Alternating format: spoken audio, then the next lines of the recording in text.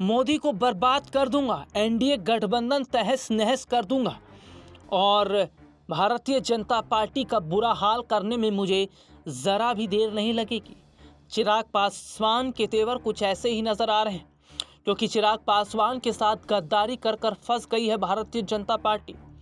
दरअसल चिराग पासवान को ये लग रहा था कि बीजेपी उन्हें आगे लेकर साथ चलेगी, लेकिन जिस तरीके से देखने को मिला कि केंद्र के स्तर पर जो बड़े फैसले लिए गए, उस फैसले का असर कहां कितना पड़ेगा इस बात का ध्यान नहीं रखा गया और सीधे तौर पर नाराजगी चिराग पासवान की बीजेपी के लिए देखने को मिली। दरअसल देखने को मिला कि बिहार में जिस तरीके से पासवान समाज पर लाठीचार्ज हुआ, उस पर भारतीय जनता पार्टी चुप रही।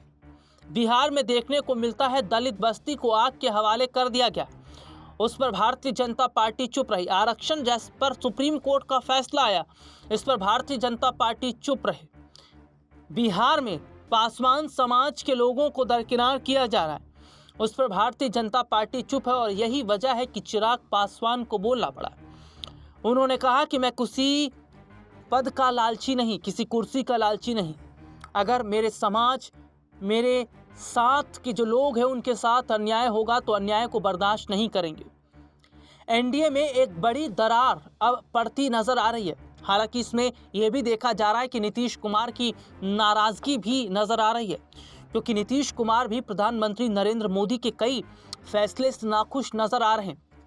और झारखंड विधानसभा चुनाव से पहले सीट शेयरिंग का जो मुद्दा देखने को मिला, उसके बाद नीतीश और चिराग दोनों की नाराजगी पीएम मोदी के लिए देखी जा रही है।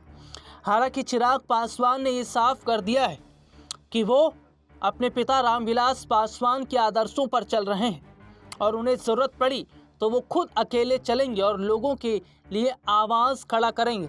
झारखंड विधानसभा चुनाव से पहले ही झारखंड पहुंचे थे चिराग पासवान, जिन्होंने कई बड़े मैसेज देकर सियासी गलियारों में ये बता दिया था कि आने वाले वक्त में वो एनडीए का साथ छोड़ देंगे और एनडीए गठबंधन से खुद को अलग कर लेंगे।